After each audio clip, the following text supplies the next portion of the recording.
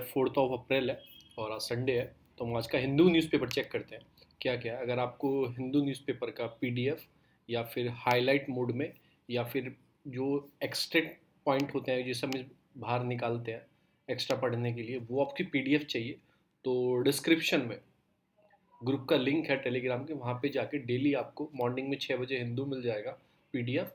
और दूसरी चीज़, जो हम ये पढ़ते हैं ये वाली, ये जो पीडीएफ है जो हम एक्सट्रैक्ट करते हैं नेक्सलिज्म क्या है, इसके साथ साथ हम आंसर राइटिंग प्रैक्टिस करते हैं, एक आंसर राइटिंग प्रैक्टिस करते हैं। तो वो भी हम, इसकी पीडीएफ भी आपको ग्रुप में ही मिल जाएगी। तो हम स्टार्ट करते हैं। हिंदू जो पहली न्यूज़ आती है वो रिलेटेड टू आती है आपका 5 सिक्योरिटी मैन किल इन सुकमा इनकाउंटर। जो आपने सुकमा प्लेस है वहाँ पे इनकाउंटर है, वहाँ पे 5 जो सिक्योरिटी मैन है उनकी डेथ हो गई है। अब उससे वजह क्या है, वो है माओइस्ट या नक्सलिज्म बोल सकते हैं, कुछ भी बोल सकते हैं, और वुमेन माओइस्ट ने हमला किया है, ऐसा इसमें पता लग रहा है। तो हमें ये नहीं पढ़ना है कब कैसे हुआ, पर वो पूरा एरिया जो दंतेवाड़ा है, छत्तीसगढ़ का पूरा एरिया है, सुकमा उड़ीसा के बॉर्डर पे लगता है, ये जो लगता है ये एरिया पूरा नक्सलिज्म से है। तो हम क्या पढ़ेंगे, हम पढ़ेंगे नक्सलिज्म के बारे में, नक्सलिज्म होता क्या है। नक्सलिज्म इन इंडिया, ये स्टार्ट कब होता है, नक्सलबारी टाइम पे वेस्ट बंगाल से स्टार्ट होता है। नक्सलबारी एक जगह है और आपका वेस्ट बंगाल वहाँ से स्टार्ट होता है। अभी ओरिजिनेट क्यों हुआ, originate as a rebellion. Rebellion किसके खिलाफ, जो लैंडलॉर्ड्स थे उस टाइम पे उनके खिलाफ, और लैंड डिस्प्यूट थे उनके खिलाफ रिबेलियन। ये संथाला रिबेलियंस होती थी ना, जो उनकी डिस्प्यूट होते थे अंग्रेजों के साथ, वो वैसी एक रिबेलियन थी। और ये 1967 में स्टार्ट हुआ था, और इसके लीडर थे आपके कनु सान्याल और जगन संथाल जो थे, जो उसके लीडर थे। और ये क्या चाहते हैं, राइटफुल डिस्ट्रीब्यूशन होना चाहिए लैंड का। जो लैंड एक्ट आया था उसमें कुछ प्रॉब्लम थी, लैंड डिस्प्यूट थे उसमें, तो वहीं से नक्सलिज्म बना था। नक्सलबारी एरिया है तो इसलिए हम क्या बोलते हैं, नक्सलिज्म। तो ये किसी के अपने हक के लिए लड़ने के लिए बना था। फिर क्या हुआ, start in West Bengal start हुआ था और मूवमेंट फैलता गया, छत्तीसगढ़ में पहुंच गया, जो अभी सुकमा जो छत्तीसगढ़ में, उड़ीसा में पहुंच गया, और आंध्र प्रदेश तेलंगाना तक यह पहुंच गया था। अब इसमें क्या हुआ, कंसीडर ऑफ नक्सलिज्म सपोर्ट इससे मिला माओइस्ट जो पॉलिटिकल सेंटिमेंटल आइडियोलॉजी है ना आपकी, माओइस्ट की जो पॉलिटिकल आइडियोलॉजी है वहाँ से सपोर्ट मिला। अब क्या बोलते हैं माओइस्ट, क्या बोलते हैं, फॉर्म ऑफ कम्युनिज्म डेवलपमेंट होना चाहिए। कम्युनिज्म डेवलपमेंट कैसा होना चाहिए, ऐसे कौन बोलते हैं, माओ तैसे तुंग उनका नाम है, जिनकी माओइज्म वाली सोच है। वो डॉक्ट्रिन क्या बोलते हैं, आपको कैप्चर करना है स्टेट को, पावर को, स्टेट की पावर को कैप्चर कैसे करना है, आपको कॉम्बिनेशन होना चाहिए आपका इंसर्जेंसी से, आर्म रिबेलियन से, मास मोबिलाइजेशन से, और स्ट्रेटेजिकल अलायंस से। जो आपकी माओइस्ट वाली सोच है वो ये बोलती है कि आप कैप्चर कैसे करना है स्टेट को, होल्ड कैसे करना है, आर्म रिबेलियन से, मास मोबिलाइजेशन से, और स्ट्रेटेजिकल अलायंस से। अब कॉजेज क्या थे, क्यों इतना बढ़ावा मिला। एक तो ट्राइबल डिसकंटिन्यूड होने लगा कि फॉरेस्ट जो एक्ट आया था 1980 में, जो एक्ट आया था, जो फॉरेस्ट के राइट थे, जो डिपेंड करते थे चीज़ों पे, ट्रीज पे, उन सब के राइट को थोड़ा, फॉरेस्ट प्रोडक्ट थे उससे उनको थोड़ा दूर किया गया, डिप्राइव किया गया। मासिव आपका डिस्प्लेसमेंट हुआ, जैसे आप डेवलपमेंट होना है, माइनिंग करनी है, क्योंकि ये झारखंड, छत्तीसगढ़, उड़ीसा, ये माइनिंग वाले एरिया से कोल निकलता है। तो वहाँ पे क्या हुआ, माइनिंग स्टार्ट हुई, डेवलपमेंट प्रोजेक्ट स्टार्ट हुई, जो ट्राइबल पॉपुलेशन थे उसको मासिव डिस्प्लेसमेंट करना पड़ा, ये भी एक रीज़न था।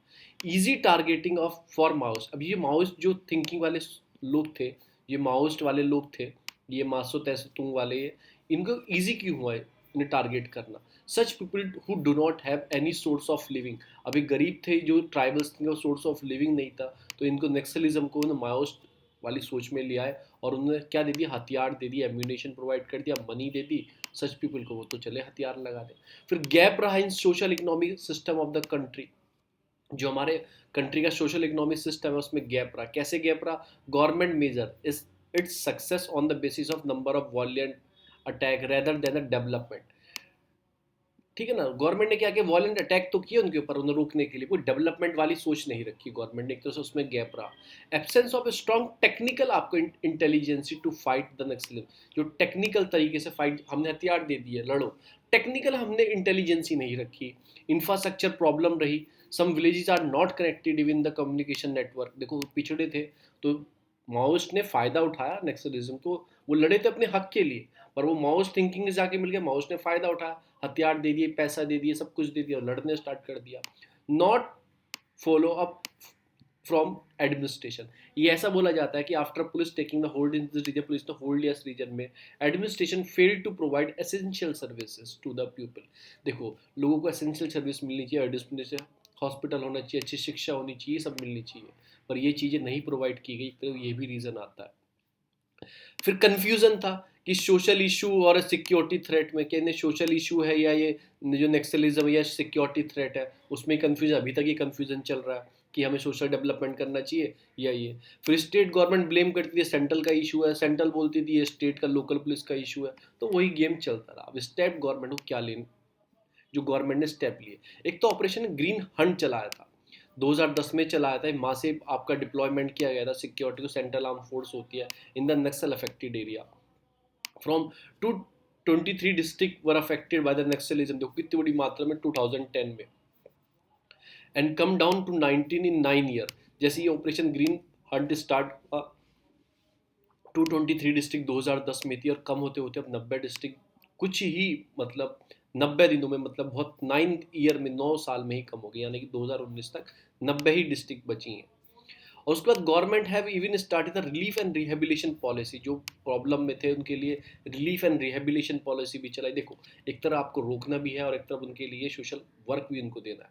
मेंबर ऑफ सेंट्रल कमेटी जो होती थी, मतलब कि कम्युनिस्ट पार्टी उसकी, उनको मतलब किल्ड एंड अरेस्टेड, उनको पकड़ लिया, जो थिंकिंग ऐसी बढ़ावा देने के लिए करे। फिर एस्पिरेशनल डिस्ट्रिक्ट प्रोग्राम स्टार्ट किया गया 2018 में।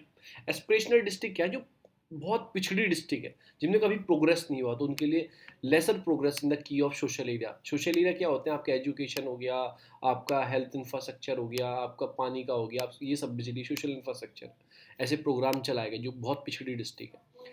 और फिर continuation effect of government to reduce the frequency of violent attack in Naxalism affected region, बहुत कम हुआ है, बहुत ही नेग्लिजिबल तरीके से ये नक्सलिज्म बचा है, बहुत ही छोटे एरिया में बचा। अब सजेशन क्या है, गवर्नमेंट नीड टू, आप इनोवेटिव सॉल्यूशन लाना होगा, लोकेट करना होगा आर्म ग्रुप को in the thick forest in Naxalist affected region, जो ज़्यादा है वहाँ पे और लोकेट करके जाना होगा। Local police known the local language topography of the region, ठीक है ना, fighting national better than the arm force, जो लोकल पुलिस होती है अच्छे से फाइट कर सकते, उन्हें और ट्रेन करना होगा। Andhra Pradesh rose the greyhound special force to deal with the Naxalism in the state, जैसे आंध्र प्रदेश ने स्पेशल फोर्स बनाई थी ग्रे हाउंड करके, तो ऐसी फोर्सेज डेवलप हमें करनी होगी।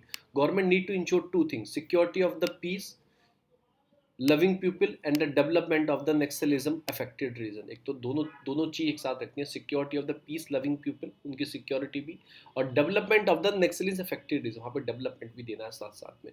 State government need to understand the Naxalism is the their problem, state government को समझना होगा उनकी प्रॉब्लम है, and also on can tackle the effectively, जैसे स्टेट गवर्नमेंट को सेंट्रल का इशू है इंटरनल सिक्योरिटी, तो सेंट्रल देखेगी, तो उसमें भी अपना समझना क्या, help to the central government if require, central government की हेल्प करनी होगी। India has some of the success, आप कंट्री नेक्सल, इंडिया ने बहुत सक्सेस प्राप्त की है नक्सलिज्म को कम करने हैं, but the root cause have not be address है, जो रूट कॉज थी उसकी अब तक वो सॉल्व नहीं हुई। Central and state government should continue to follow the, एक प्रोलॉन्ग स्ट्रेटेजी बनानी होगी आपको बहुत लंबी, and ensure the safety of the people of Naxal affected region as well as taking the initiative development of such region. तो ये सारे एक तरह से डेवलपमेंट, वहाँ की सिक्योरिटी, इन सब चीज़ों का आगे पीछे आपको क्वेश्चन घुमाना है। अगर नक्सलिज्म, ये इंटरनल सिक्योरिटी का पेपर 3 में आपसे पूछा जाएगा नक्सलिज्म, तो मैं थोड़ी हिस्ट्री भी बताई, उनके लीडर भी बताई, ये सब मैंने आपको एक्सप्लेन कर दिया। देखो ये PDF है जो भी है, इसमें हमारे आज जो आंसर राइटिंग करने वाले हैं वो हम करने वाले हैं, ये वाली क्वेश्चन है, national wide roll out of one nation one ration one card scheme जो हुई थी, play instrumental role in welfare of migration worker, analyse. तो मैं आपको पढ़ाऊंगा one nation one ration card scheme. Now we back our Hindi newspaper, जो ये पहली न्यूज़ थी जो मैंने आपको बता दी। फिर देखो केसेस बहुत इंक्रीज हो रहे हैं, प्लीज़ अपना ध्यान रखो, अपने घर वालों का ध्यान रखो।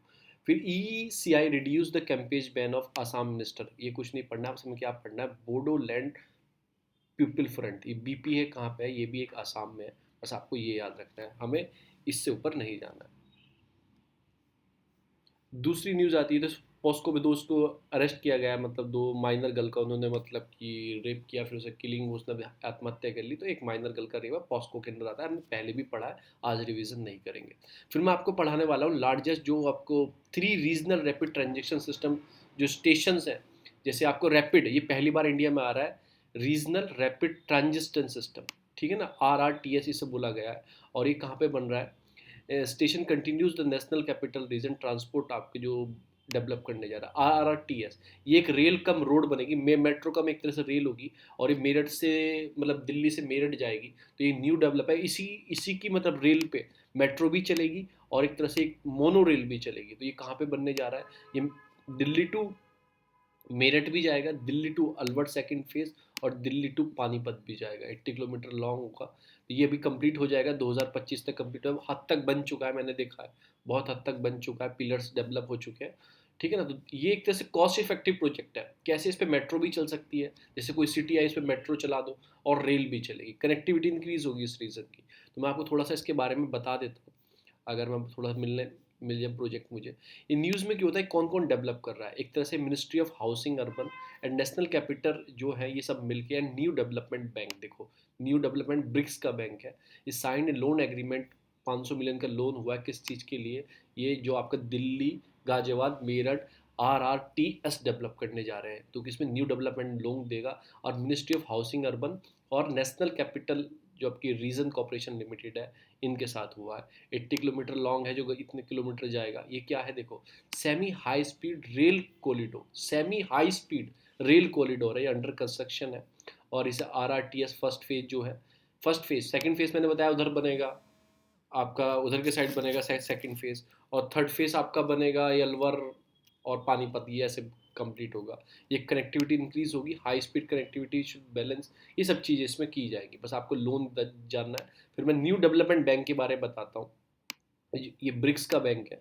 ब्रिक्स कंट्री ने फाउंड किया था, 6 ब्रिक्स सबमिट हुई थी आपकी फर्टिलाइजर ब्राज़ील 2014 में, तब इसको मतलब कि डेवलप किया गया था। ऑब्जेक्टिव क्या? सपोर्ट करना था इंफ्रास्ट्रक्चर एंड सस्टेनेबल डेवलपमेंट, जो ब्रिक्स की देश है वहाँ पे डेवलपमेंट अच्छे से हो। और हेडक्वार्टर इसका कहाँ है? शंघाई चाइना में। 2018 में NBD रिसीव ए मतलब ऑब्जर्व स्टेटस, इसे ऑब्जर्व स्टेटस दे दिया किसने? यूनाइटेड नेशन जनरल असेंबली ने, ठीक है ना। तो ब्रिक्स का बैंक है। 6 ब्रिक्स समिट जो हुई थी आपकी फर्टिलिज्म में हुई थी ब्राज़ील में, वहाँ पे इसे बनाया गया था।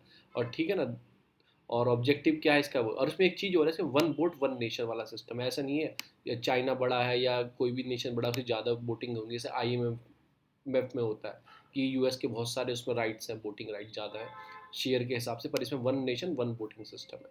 और ये डेवलपमेंट इस रीजन, कौन सा रीजन? जो रीजन आपका ब्रिक्स कंट्री का रीजन है, इसमें डेवलपमेंट प्रोजेक्ट में फंडिंग करता है। तो बस आपको इतना याद रखना है। ये हो गया हमारा ये। अब जो नेक्स्ट चीज़ आती है वो मैं आता है हमारा एडिट, नीचे चलेंगे। होमलेस फेस है वेट ऑफ जेप। देखो, जो होमलेस है, जो गरीब लोग हैं, जो मतलब ये ऐसे रैन बसेरा जो है इसके अंदर रह रहे हैं, या फिर ऐसे शेल्टर में रह रहे हैं, या ऐसे शेल्टर में रह रहे हैं, ये फेस करें, इनके पास तो अभी तक वैक्सीन नहीं पहुंच पाई, चाहे वो 45 साल से बड़े हो, चाहे 60 साल से बड़े हो। क्यों? No age proof for many, किसी के पास एज प्रूफ नहीं है, किसी पर रेसिडेंट नहीं है, कहाँ पे रहता था मैं, या भूल गया है, या फिर फैमिली में कोई नहीं बचा है, या फिर कोई इसके पर्टिकुलर डॉक्यूमेंट नहीं है, तो कोई एज प्रूफ नहीं है। अब ये प्रॉब्लम क्रिएट हो रही है, क्योंकि देखो, ये कोई वो नहीं है कि आपको राशन पानी मिलेगा, इसमें खाना मिलेगा, ये चीज़ नहीं है। ये एक वायरस है, एक बीमारी है। अगर इसमें एक इंसान भी छूटा तो फिर दोबारा से बढ़ेगा। अगर वैक्सीनेशन प्रॉपर तरीके से सबको नहीं दिया गया, फिर दोबारा से इंक्रीज होगा ये एक वायरस है। तो इसमें हर एक आदमी नहीं छूटना चाहिए, जिनके पास एज प्रूफ नहीं है उनको भी वैक्सीन देना चाहिए। इसमें होमलेस फेस, तो एक प्रॉब्लम लिख सकते हो कभी आप, लिखने के लिए आया कि जो होमलेस हैं वो फेस कर रहे हैं, किस चीज़ का फेस कर रहे हैं? वो फेस कर रहे हैं वैक्सीन जैब का। कब मिलेगी? अब आता है centre praise Rajasthan achievement in the ration card scheme और स्टेट 12th इन इंडिया। देखो, 12वीं स्टेट बन चुका है जो जुड़ चुका है आपका one nation one ration card की स्कीम से। कौन सा? राजस्थान 12वीं स्टेट बन चुका है, ठीक है ना। इससे पहले कितनी 12 स्टेट जुड़ चुकी हैं, तो भाई 28-27 स्टेट हैं, क्यों नहीं जुड़ती हैं? कोई रीज़न होगा उसके पीछे, इसलिए नहीं जुड़ती हैं, कोई चीज़ होगी उसके पीछे इसलिए नहीं जुड़ती है। तो वो मैं आपको बताऊंगा क्या प्रॉब्लम है PDS में और क्या इसके बेनिफिट है। PDS भी बताऊंगा कैसे डेवलप हुआ PDS, और one nation one ration card भी बताऊंगा, और नेशनल फूड सिक्योरिटी एक्ट के बारे में थोड़ा सा बताऊंगा। तो राजस्थान जो हो गया है वो आपको 12वीं स्टेट हो गया, उससे पहले 11 ऑलरेडी ज्वाइन हो चुके हैं, किसका? One nation one ration card. ये स्कीम है, क्वेश्चन मैंने आपको मेंस का बता ही दिया, ये क्वेश्चन आएगा कि one nation one ration card scheme ने play instrumental role in welfare of the migration worker analysis. आपको एनालिसिस कैसे लिखना है, पहले आपको स्टार्ट करना होगा माइग्रेशन वर्कर से। ऐसा क्यों स्टार्ट करना होगा, कि ये क्वेश्चन जो है सारा सेंट्रल पॉइंट जिसका है इसका माइग्रेटिंग वर्कर पे है। फिर दूसरा पॉइंट इसमें मेन जो है, देखो आपको कैसे निकालना होता है, दूसरा पॉइंट मेन जो है इसका वन राशन कार्ड है। जैसे हम क्वेश्चन निकालते हैं ना, चूज करते हैं तो मेन मेन वर्ड क्या है, तो ये दो वर्ड इसमें मेन है, माइग्रेशन वर्कर और राशन कार्ड। तो हम पहले इनकी एक्सप्लेनेशन दे दोगी इंट्रोडक्शन में। तो कोविड-19 स्टार्ट हुआ, सब चीज़ हुआ, लाइवलीहुड हुआ, बेसिक इनकम जो लोगों की एब्सेंस हो गई, फूड सिक्योरिटी की दिमाग में आने लगा, डिलेमा होने लगा जो माइग्रेटिंग वर्कर थे। अकॉर्डिंग टू 2011 सेंसस 45 करोड़ लोग इंटरनल माइग्रेटिंग जो इधर उधर रहते हैं, बिहार के मुंबई में, मुंबई के महाराष्ट्र में जो इधर उधर रहते हैं, तो 37% ऑफ पॉपुलेशन, 37% आपकी पॉपुलेशन के 45 करोड़ लोग हैं, वो इंटरनल माइग्रेशन मतलब इधर उधर रहते हैं अकॉर्डिंग टू 2011 सेंसस से।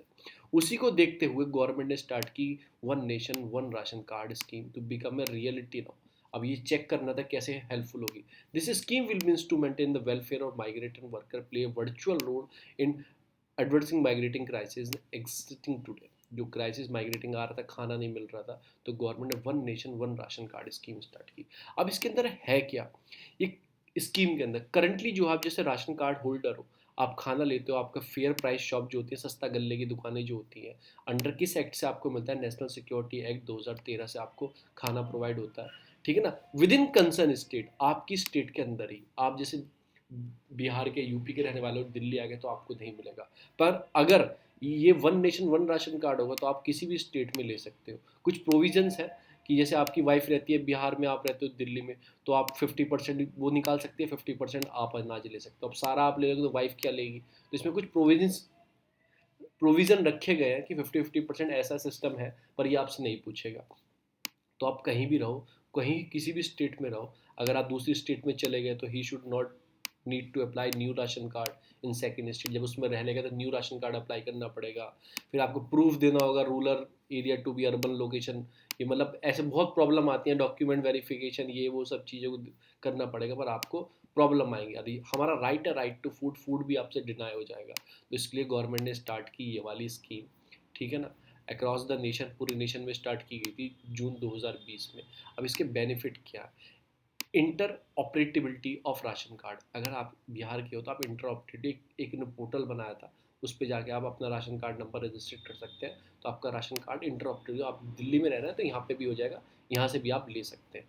अंडर ये scheme the one of the state get the share of the ration card to other state where the ration card is original issue. तो इसमें क्या हो, जैसे पता लग जाएगा ये ए नाम का व्यक्ति दिल्ली में रह रहा है, तो इसके हिस्से का राशन पानी इधर भी भेज, क्योंकि डाटा होना चाहिए ना स्टेट के बीच में भी। कोई फिजिकल फॉर्म में राशन को एक्सचेंज करना है ना, तो उसका भी डाटा होना चाहिए, तो इस पर आप पहले रजिस्टर्ड करना पड़ेगा। तो इससे फ़ायदा क्या होगा कि नेशनल लेवल पे आपकी चीज़ हो जाएगी। फिर उसके बाद universal access of PDS food grain, एक यूनिवर्सल एक्सेस हो जाएगा, कहीं भी आप जाके कहीं भी ले सकते हो, तो यूनिवर्सल एक्सेस हो जाएगा आपका पीडीएस फूड के लिए। फिर एम्पावर कैसे हो सकता है, एम्पावर कंज्यूमर। अब देखो एम्पावर कंज्यूमर का मतलब क्या, कंज्यूमर एम्पावर कैसे हो जाएगा, जैसे इस शॉप पे अच्छा नहीं मिल रहा, पहले particular shop you have to fix, particular shop fix थी कि आपको यहीं से खरीदना है जो आपके एरिया में होगी। अब आप किसी भी शॉप पे जाके कहीं किसी भी डीलर से ले सकते हो, तो आपसे क्या होगी, एम्पावर होगी कंज्यूमर, कहीं से भी ले सकता हूँ मैं। रिड्यूस हो जाएगी आपका सोशल डिस्क्रिमिनेशन जो होता था कि हम चलो इसे नहीं देते, ये थोड़ा है, थोड़ा ठीक ठाक फैमिली का कोई लेना आता था, मैं थोड़ा ठीक ठाक क्या पीडीएस तो वही लेंगे जो पीडीएस में आते हैं चीज़ में, मतलब जो ठीक ठाक उस लेवल में था उनको दे देते थे, कोई गरीब ज़्यादा आता था जिसे कुछ पता नहीं था उसे नहीं देते थे। तो उस तरह से जो सोशल डिस्क्रिमिनेशन था वो कम हो जाएगा। अब कोई सोच दुकान ने सोच रखी है, ऐसे जानता है, कोई और दुकान वाला नहीं जानता उसे। तो ये, और जो हमारा SDG 2 है, zero hunger ending the hunger by 2023, उसको फुलफिल करने में कहीं ना कहीं मदद मिलेगा। देखो इंडिया की रैंक कितनी है ग्लोबल हंगर इंडेक्स में, ये कौन निकालता है आपको कमेंट में बताना है, ग्लोबल हंगर इंडेक्स कौन निकालता है। इंडिया की 102 रैंक है 117 कंट्री में, सबसे पीछे कौन आप देखना, अफ्रीका की कंट्री होगी। चैलेंजेस क्या है, एक तो है फिजिकल इम्प्लीकेशन। फिजिकल इम्प्लीकेशन मैंने आपको बताया, फाइनेंशियल बर्डन आएगा, शेयरिंग बिटवीन द स्टेट, ठीक है ना, तो फिजिकल इम्प्लीकेशंस है, प्रॉब्लम आएगी कुछ affecting how the physical burden. अब दिल्ली में आएगी सारी माइग्रेटिंग वर्कर, यहाँ इन्होंने सारा नाज ले लिया है, इनका नाज खाली हो गया। अब पता लगा तमिलनाडु के सारे वर्कर तो दिल्ली में आ गए, अब तमिलनाडु में बिका नहीं, तो बर्डन किस पे आ जाएगा, दिल्ली पे आ जाएगा। अब इसने मना कर दिया स्टेट ने, मैं तो नहीं दूंगा, तो एक तरह से ये प्रॉब्लम, फिजिकल इम्प्लीकेशन देखना है। फिर क्या है, फेडरलिज्म का इशू है। जैसे बोला कि इंटर स्टेट कोऑर्डिनेशन चाहिए, मैनी स्टेट आर कन्विक्टेड अब one size fit all rhythm, कि छोटी स्टेट है उस पर ज़्यादा लोग रह रहे हैं, तो एक तरह से कोऑर्डिनेशन भी चाहिए। और तीसरी चीज़ क्या है इसमें बताई गई है, इसमें टेक्नोलॉजी एक्सपेक्ट, जो टेक्नोलॉजी कॉम्प्लेक्स टेक्नोलॉजी चाहिए, बैकबोन है इसकी, क्योंकि टेक्नोलॉजी कैसे कौन कहाँ माइग्रेट करा उसका डाटा, फिर फिजिकल फॉर्म में आपको अनाज भी आना उसका डाटा, फिर सही आदमी को मिल रहा है उसका डाटा। तो एक तरह से टेक्नोलॉजी एक बैकबोन है, उसको बहुत अच्छे से हमें कवर करना है। जो 5,33,000 राशन शॉप्स है उनको भी कवर करना है। 50 मिलियन टन्स जो food grain annually single platform से जाता है उसको मेंटेन करना है। तो टेक्नोलॉजी एक बैकबोन है। फिर ये बताते हैं हमें जीएसटी हम जैसे लेके आए, वन नेशन वन टैक्स लेके आए, तो उससे हमें कुछ सीखना चाहिए। फिजिकल जो चैलेंजेस प्रॉब्लम आती, फिजिकल पैसे की जो परेशानी आती, तो स्टेट को कंपेंसेशन देना चाहिए। अगर कोई स्टेट ज़्यादा फेस कर रहा है, जैसे जीएसटी में कंपेंसेशन मिलता है, तो हमें ऐसा देना चाहिए। ठीक है ना।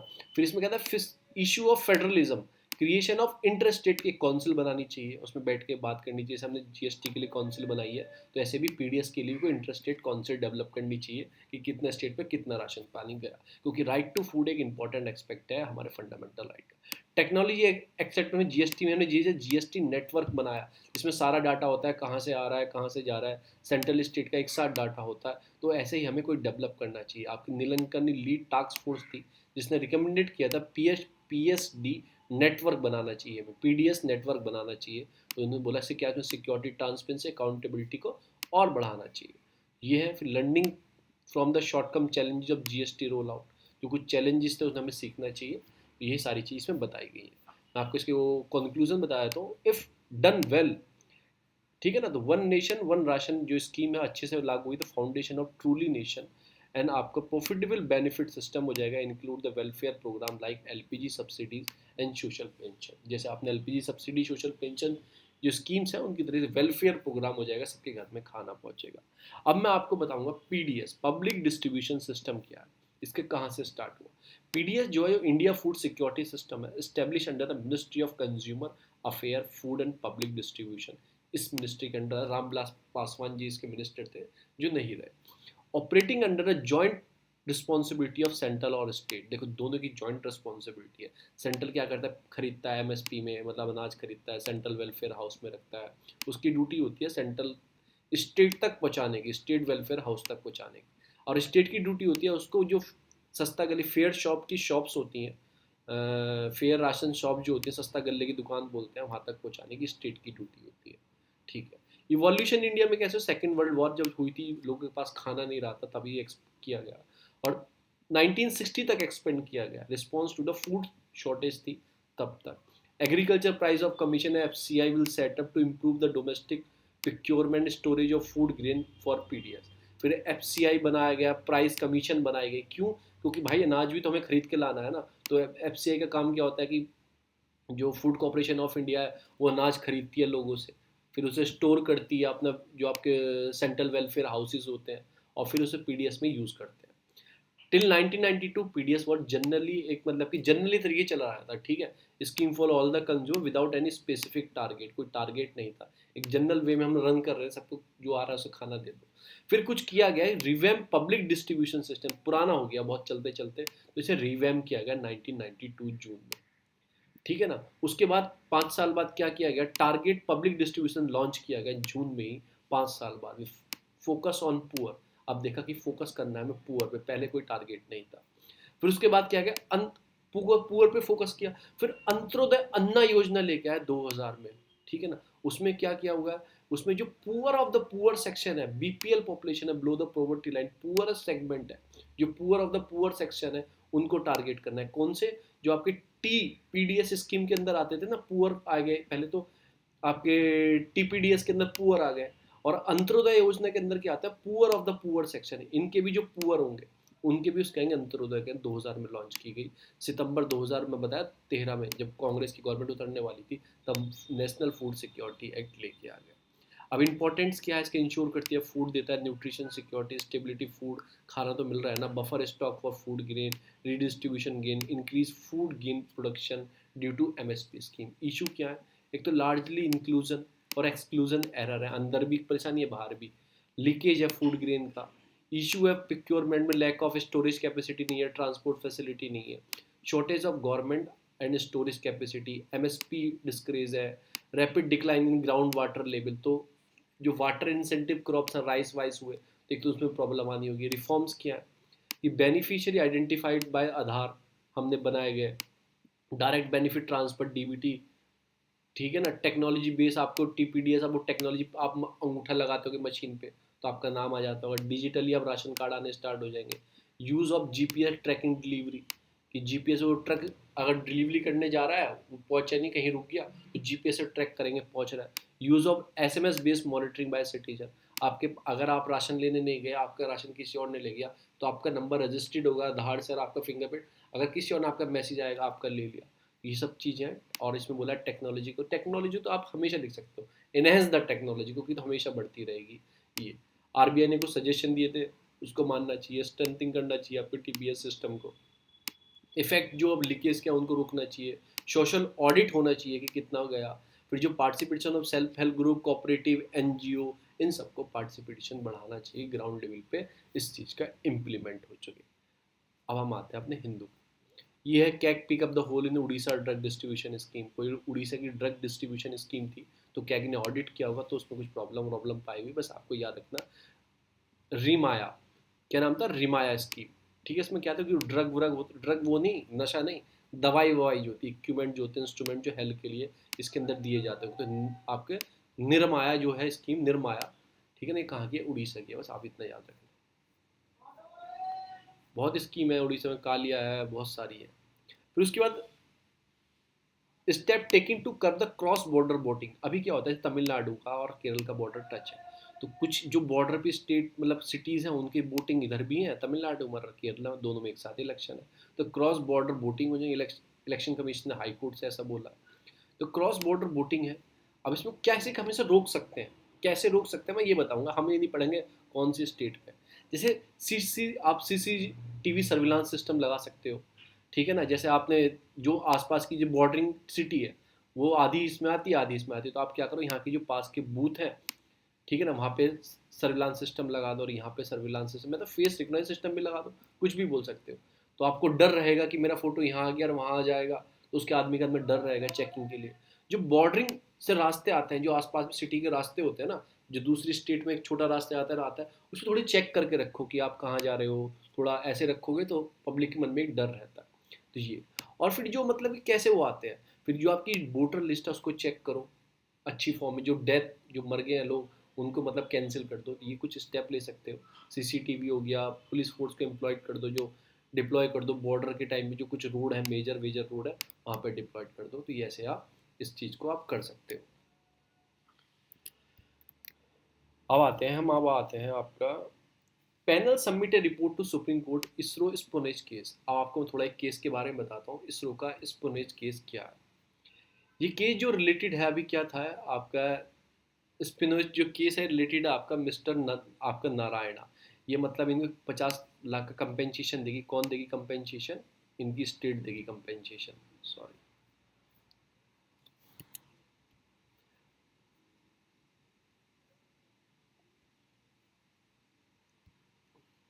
सॉरी एक मिनट रुको।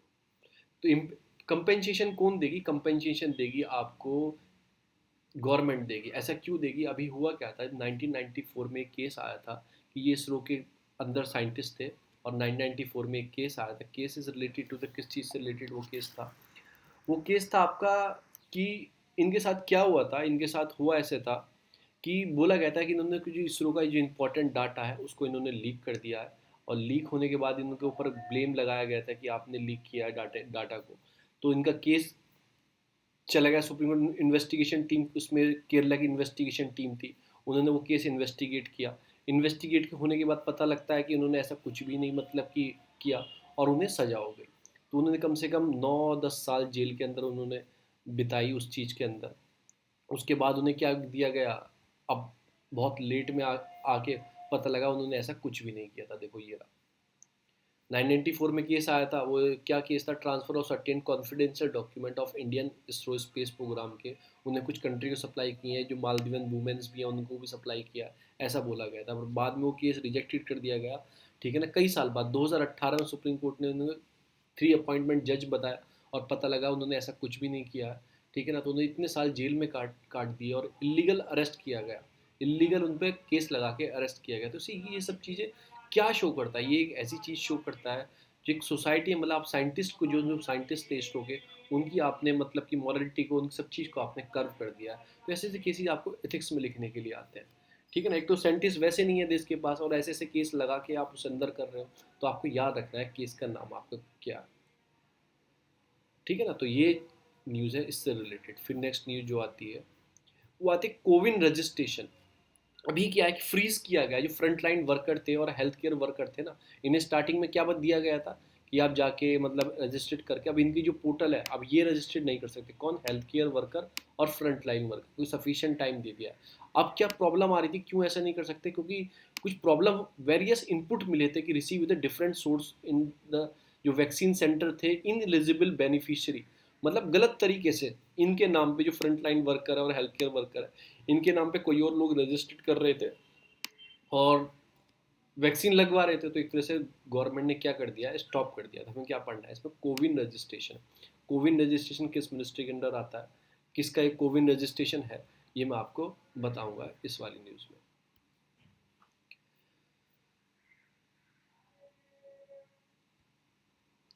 जो कोविन रजिस्ट्रेशन है, आपका कोविन रजिस्ट्रेशन है, एक मिनट आप देख लूँगा। हाँ, जो कोविन रजिस्ट्रेशन है, ये आता है आपका, स्टार्ट किया गया था, ये ऐसा नहीं है कोविड 19 वैक्सीन के लिए स्टार्ट किया गया था, ये पहले भी हम यूज़ कर चुके हैं, ऑन गोइंग है।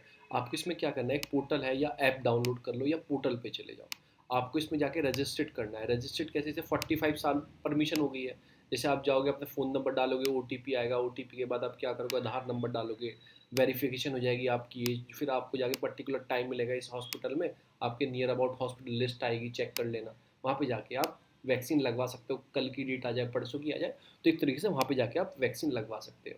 ये एक computer cloud based IT platform है, ठीक है ना, और handle minute detail of the, कहाँ पे किसको वैक्सीन, इम्यूनाइजेशन प्रोग्राम है उसको चेक करने के लिए, कि मॉनिटरिंग करता है कोल्ड स्टोरेज कहाँ पे वैक्सीन है, सब चीज़ को एक तरह से पूरी चीज़ को मैनेज करता है, वैक्सीन कैसे लगेगी, कहाँ पे शॉर्टेज होगी, वैक्सीन कैंप चल रहा है यहाँ पे शॉर्टेज होगी, वो भी इस पर रजिस्टर्ड करेंगे तो वहाँ पे वैक्सीन पहुँचा दी जाएगी। तो सब कुछ इससे कंट्रोल हो रहा है। अभी डेवलप किसने किया, ऑब्वियसली बात है हेल्थ वेलफेयर मिनिस्ट्री की होगी, ठीक है ना। और ये पहले भी यूज़ कर सके हैं, कंडक्ट पल्स पोलियो प्रोग्राम में भी यूज़ किया गया है, ऐसे ऐसे पोर्टल को यूज़ किया गया इम्यूनाइजेशन देने के लिए। और हेल्प किसकी ले रहा है, मिनिस्ट्री ऑफ इलेक्ट्रॉनिक की। अब बताओ, उसके बाद टेक्निकल सपोर्ट नहीं है किसके पास, हेल्थ और फैमिली वेलफेयर के, तो सपोर्ट ले रहे हैं मिनिस्ट्री ऑफ IT की, सपोर्ट ले रहे हैं आपकी electronic and IT, information technology, with the national information centre are handling the, जो बैकिंग पावर दे रहा है टेक्निकल आपको टेक इंफ्रास्ट्रक्चर की, वो नेशनल इंफॉर्मेशन सेंटर है, वो किसके अंदर आता है, मिनिस्ट्री ऑफ आपको इलेक्ट्रॉनिक और IT के अंदर आता है। ये क्या काम है, फ्यूचर क्या है, मॉनिटरिंग करना, ट्रैकिंग करना, कि कहाँ पे वैक्सीन, ट्रैक लिस्टिंग, बेनिफिशियरी किस किसको लगी, काउंटर करना, प्रॉक्सी वैक्सीन तो नहीं है, help to counter proxy vaccine. Aadhaar enabled है, मैंने आपको बता ही दिया, आधार आइडेंटिफाई एफिशिएंसी है इसके, आधार बेस्ड प्लेटफॉर्म है, तो मैंने आपको कोविन के बारे में बता दिया है। ये आता है पेपर कौन से में आएगा, GS पेपर 3 में आएगा, scientific innovation discovery achievement of Indian science and technology, तो आप इसमें ये लिखोगे तो ये वाला आपका आ जाएगा, मैं आपको ये बता चुका हूँ। फिर आते हैं हिंदू पे, तो ये है कोविन रजिस्ट्रेशन के बारे में, NIA ने मतलब रिपोर्ट की है, और किस, जो वाजे हैं अभी केस चल रहा है मुंबई वाला, तो इनको किसके अंदर गिरफ्तार किया है, UAP एक्ट के अंदर, और भी सेवरल इनके ऊपर केसेस है, इसके अंदर अरेस्ट किया है। तो मैं आपको NIA बता दूं, NIA की स्पेशल कोर्ट होती है, मैंने NIA 2-4 दिन पहले पढ़ाया था, तो आज रिपीट नहीं करेंगे। No trade with the India now, Imran ने ऐसा बोला है कि अभी रिसेंटली उन्होंने बोला था कि हम ट्रेड करेंगे, तो ट्रेड किस चीज़ का होता है, कॉटन का, कॉटन यान का, और शुगर का, जो यहाँ से इंपोर्ट होता है, मतलब कि पाकिस्तान इंपोर्ट करता है, यहाँ से एक्सपोर्ट होता है। तो पहले हाँ बोला था, यू टर्न ले लिया उन्होंने।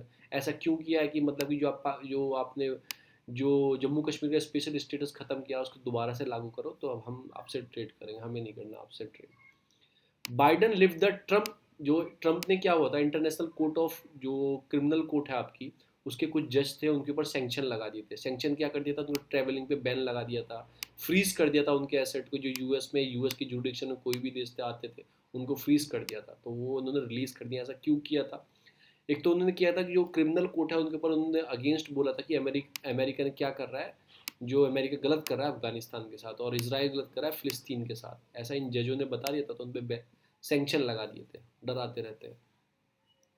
दूसरा वही आता है आपका जो रीज़न है, अभी क्या प्रॉब्लम हो रही है, वन नेशन, अभी कैसे हांगकांग है, और मैंने मकाऊ आपको दो चीज़ बताए थे, ये हांगकांग इंग्लैंड से चाइना को दिया गया था 997 में, और एक शर्त पे दिया गया था कि आप यहाँ पे one nation two system theory चलाओगे, वन कंट्री टू सिस्टम। तो यहाँ पे इनको 50 साल तक आप ऐसा रखोगे, यानी कि 1947 तक 50 साल तक आप ऐसा रखोगे। मकाऊ जो पुर्तगाल ने दिया था, पुर्तगाल ने किसको दिया था, चाइना को दिया था, तो यहाँ पे भी फॉलो होता। प्रॉब्लम क्या आ रही है, अब ये सिस्टम तो छोड़ो और कर्व करने की स्टार्ट हो गई है। तो वहाँ के जो एडमिनिस्ट्रेटर हैं, ब्यूरोक्रेट्स हैं, उनके सामने क्या प्रॉब्लम आ रही है कि वन तो सर्वेंट है और दो मास्टर हो गए। एक तो हांगकांग खुद भी, वो मुझे भी रिपोर्ट ला के दो कोई रिपोर्ट, और चाइना बोलता है मुझे भी चाहिए आपकी रिपोर्ट, क्या क्या आपने किया। तो उनके ऊपर प्रॉब्लम आ रही है, किसको आंसरेबल रहे, not only the people of Hong Kong but of the legislative council of Beijing, सबको अब उनके साथ प्रॉब्लम आ रही है। तो ये सारी इसमें बताया गया है, बस मैंने आपको बता दिया है। ये देखो ब्रिटिश रूल था हांगकांग में 1997 में। मकाऊ भी याद रखना, मकाऊ भी रीज़न है, जो किसको दिया गया था, पुर्तगाल का था, और किसको दिया गया था, चाइना को दिया गया था। तो उसमें क्या हुआ था, 997 में रिप्लेस पावर किसको दे दी गई थी, ब्रिटिश ने किसको दे दी थी, चाइना को। तब उनकी chief executive of the SAR है, मतलब कि स्पेशल एडमिनिस्ट्रेशन जो रीजन है, उसके चीफ एग्जीक्यूटिव, उनके सामने ये प्रॉब्लम क्रिएट होने लगी है। अभी what is driving the second wave of India, different different आदमियों के इंटरव्यू है इसमें, और कुछ नहीं है।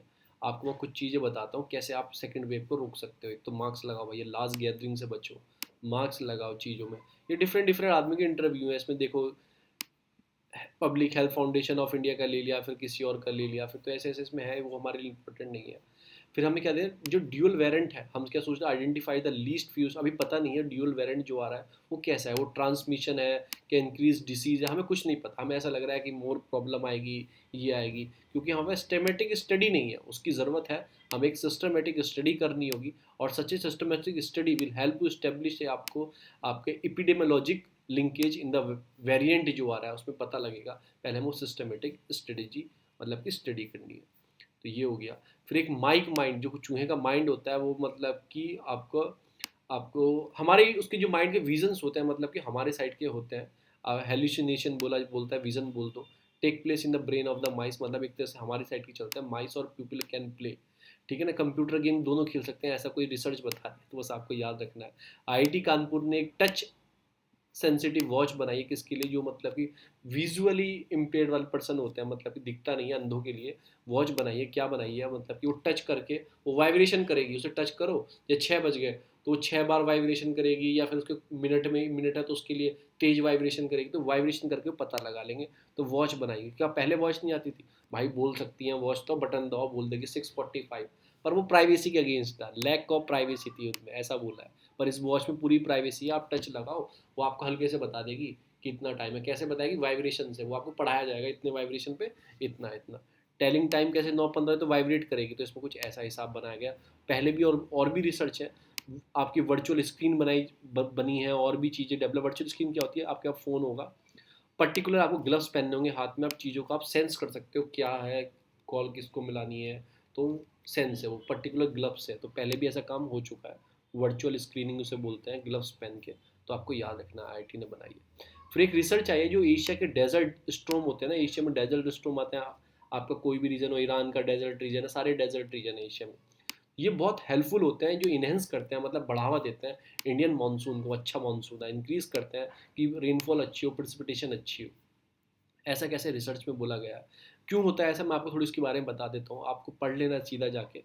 स्मॉल मतलब कि डस्ट है, हरिकेन्स आते हैं, इनको इन्फ्लुएंस करते हैं, ठीक है ना, फर्टिलाइजर रेन स्टॉर्म, जो डस्ट होता है वो बहुत पावर होती है उसमें, मतलब कि वो मानसून को इन्फ्लुएंस करता है। हरिकेन्स को हरिकेन बोल दो, या साइक्लोन बोल दो, या फिर विली विली बोल दो, या टाइफून बोल दो। टाइफून चाइना में आते हैं, विली विली ऑस्ट्रेलिया में आते हैं, हरिकेन US में आते हैं, और आपके साइक्लोन इंडिया वाले रीजन के साइड आते हैं। तो ये आपको मैंने बता दिया। फिर वेस्टर्न एशिया सबको इन्फ्लुएंस करते हैं, इंडियन मानसून को इन्फ्लुएंस करते हैं। ऐसे कैसे होता है, रिवर्स इफेक्ट है। Indian summer monsoon the reverse effect can be increasing the wind in the west Pacific and the dust. तो कैसे होता है कि डस्ट बनी, धुआं बना, तो क्या करता है, वो डस्ट जो उड़ती है वो लिफ्ट होती है, ऊपर को उठती रहती है, डस्ट ऊपर उठती रहती है, वो ऑब्जर्व कर लेती है सोलर रेडिएशन को, जो सोलर की रेडिएशन उसे ऑब्जर्व कर लेगी एंड बिकम हॉट। अब हॉट हो जाएगी तो लो टेम्परेचर हो जाएगा और हीटिंग ऑफ द एटमॉस्फेयर को बढ़ाने लगती है, विंड सर्कुलेशन के पैटर्न को चेंज कर देती है। वही तो होता है कि हीट कैसे ट्रांसफर होती है, मतलब कि कोल्ड से लो में, तो उससे सर्कुलेशन चेंज होता है विंड का, विंड से क्या होगा, तो मानसून सर्कुलेशन चेंज होगा, इन्फ्लुएंस हो जाएगा आपका मॉइस्ट ट्रांसपोर्ट में, इंक्रीज हो जाएंगी प्रेसिपिटेशन और रेनफॉल के अंदर। तो इन्होंने बोला है, वो ऑब्जर्व कर लेते हैं सोलर रेडिएशन को। ऐसा कैसे होता है, मिडिल जो ईस्ट है आपका, इसमें आपके ईरानियन प्लेटू है, ये सब है, वो इंडियन मानसून को बहुत हेल्पफुल है।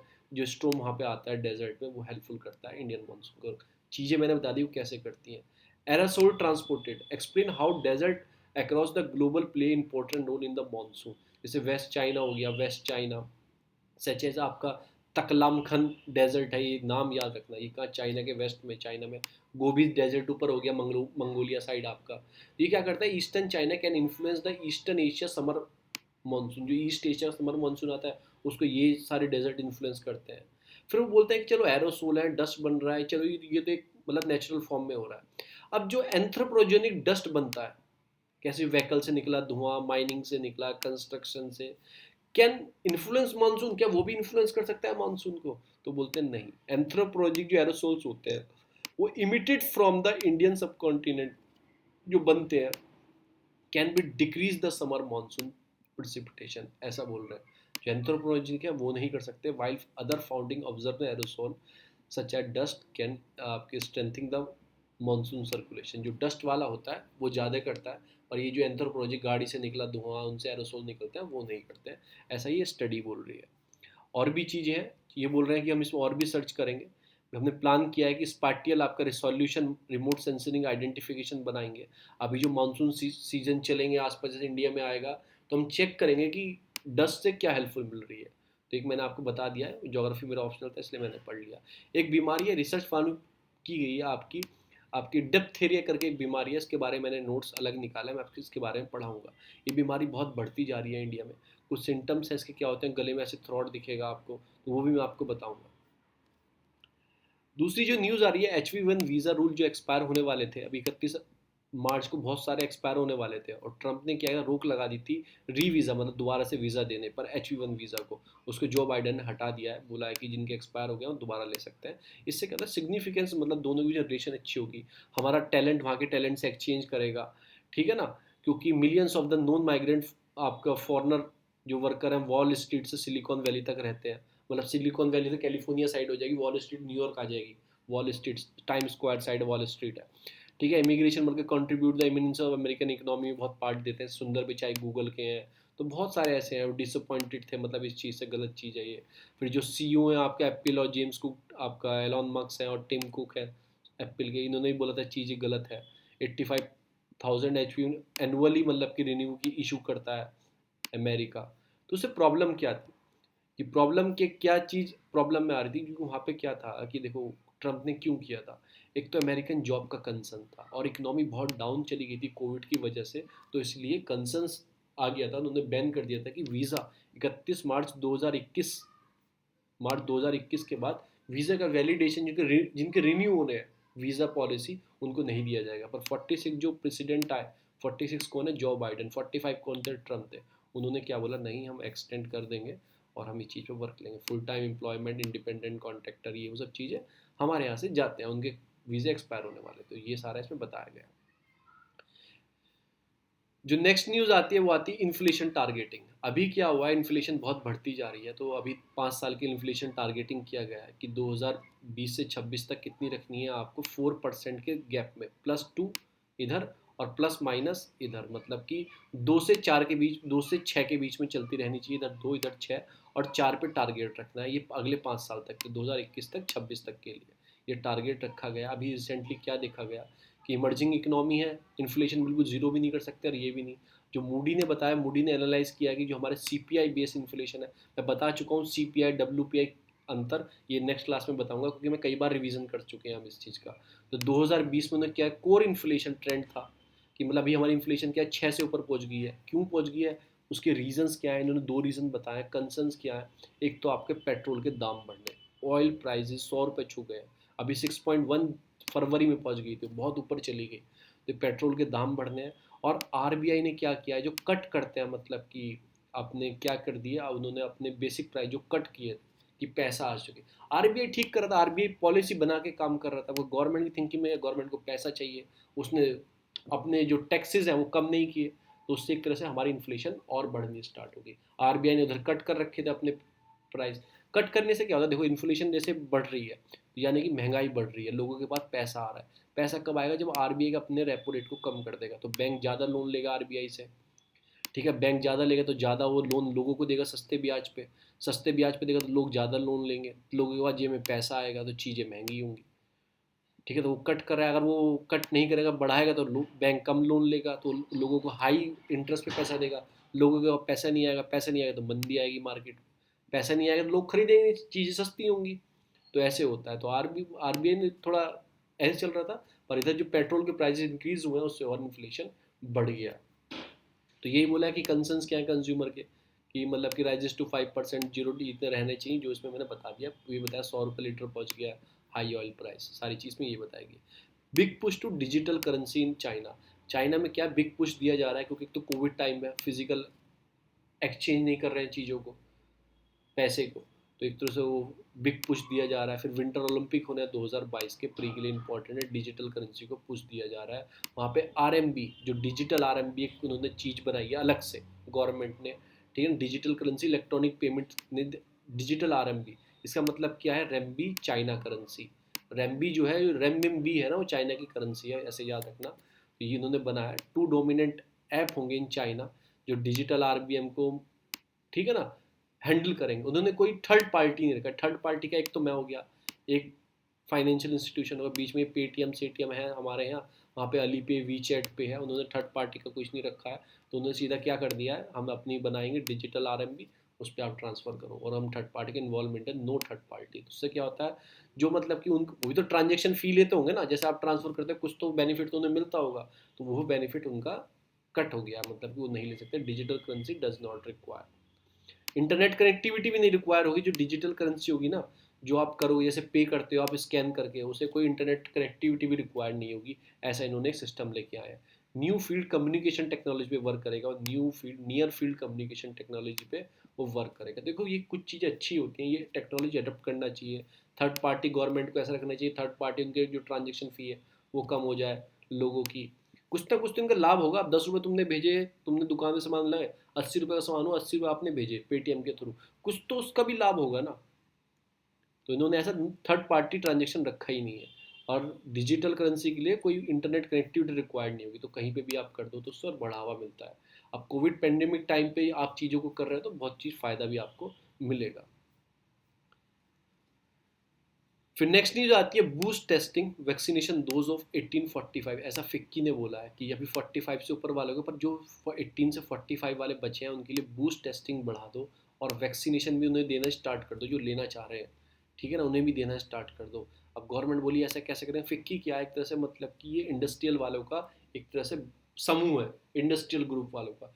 इन्होंने बोला है अगर गवर्नमेंट के चीज़ें ना हो, आपको क्या करना चाहिए, इंडस्ट्री वाला जो फाइटिंग पेंडेमिक वो भी सपोर्ट करेंगे, इंडस्ट्रियल ग्रुप भी आपको सपोर्ट करेगा। आपको क्या करना है, इन्वॉल्वमेंट बढ़ानी है, किस चीज़ की, प्राइवेट सेक्टर को भी ऐड करना स्टार्ट करना है, कि प्राइवेट सेक्टर को आप ऐड कर लो। Utilize the facility in the private sector, जो प्राइवेट सेक्टर की फैसिलिटी है उसको maximum to achieve the desire of testing capacity. Private sector को यूज़ करो, आईसीएमआर की लैब्स हैं वो चेक कर रही हैं, पर आपको क्या करना है, देखो इतनी लैब्स हैं, प्राइवेट सेक्टर की पूरी कैपेसिटी से यूज़ करो, उसको इन्वॉल्वमेंट लाओ, उसको भी टेस्टिंग फैसिलिटी दो, उसको भी वैक्सीनेशन प्रोवाइड कराओ। And vaccination for the age group 1845 age the age group.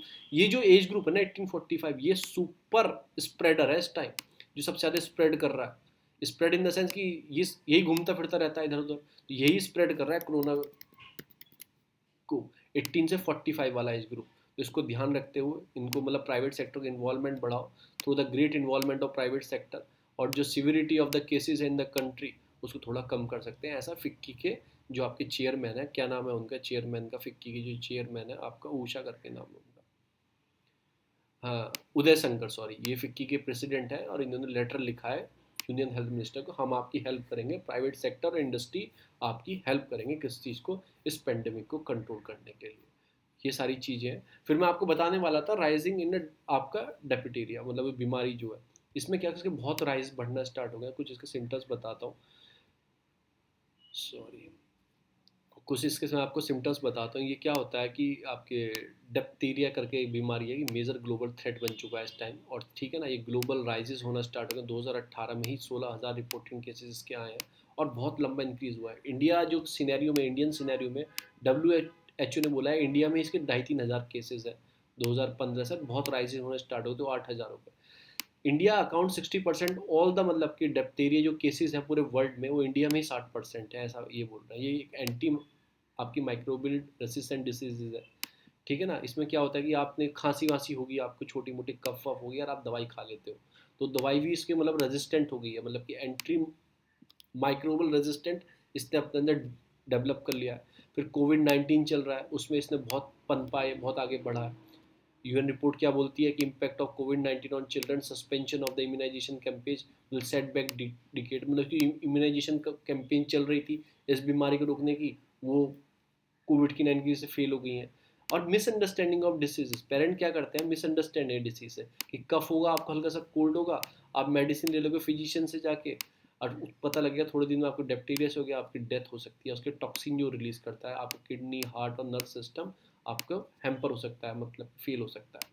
फिर वैक्सीन हेजिटेंसी है, कि हम कहें हम दवाई नहीं खाएंगे, ये वो सब चीज़ें, वैक्सीन नहीं लेंगे, ये हेजिटेंसी सब में चल रही है। अब कॉजेज क्या है इस बीमारी का, डिप्थीरिया का, इसका एक नाम आता है, बैक्टीरिया होता है, बैक्टीरियल डिसीज का नाम है आपका आपका आपका क्रीनोबैक्टीरियम डिप्थीरिया करके नाम है। सिम्टम्स क्या होंगे, कॉमन कोल्ड होगा, फीवर होगा, चिल होगा, स्वेलन होगी आपकी नेक में, जो ग्लैंड आपकी मतलब नेक वाली ग्लैंड है सूज जाएगी, सोर थ्रोट आने लगेगा, आपके ब्लूइश मतलब कि ब्लूइश स्किन हो जाएगी। ये कुछ इसके सिम्टम्स है।